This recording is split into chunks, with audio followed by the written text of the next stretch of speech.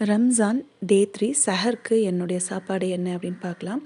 Already நான் இஃப்தார் டே 2லேயே வந்து நான் என்னுடைய டின்னருக்கு வந்து வெஜிடபிள் பிரியாணி ப்ரிப்ரேஷன் பண்ணி வச்சுருக்கிறதா போன ஷார்ட்ஸ்லேயே சொல்லியிருந்தேன் இல்லையா.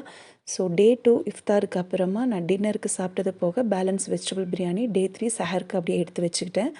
ஸோ அது கூடவே வந்து ஆனியன் ரைட்டாவும் கொஞ்சம் ப்ரோட்டீனுக்காக பச்சைப்பயிறு ஊற வச்சுருந்தேன். அப்புறமா வந்து பாதாம் பிசின் வந்து எப்பவும் எடுத்துக்கிறது தான். ஏன்னா சில்னஸ்க்காக ரொம்ப பாடி ஹீட் ஆகாமல் இருக்கணும், உடம்பு சூடாகாமல் இருக்கிறதுக்காக அதுவும் ஊற வச்சாச்சு. அதுவும் சாப்பிட்டாச்சு.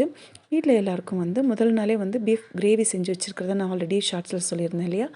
ஸோ ரைஸ் மட்டும் சேர்த்துட்டு பிரியாணி செஞ்சு கொடுத்துட்டேன்.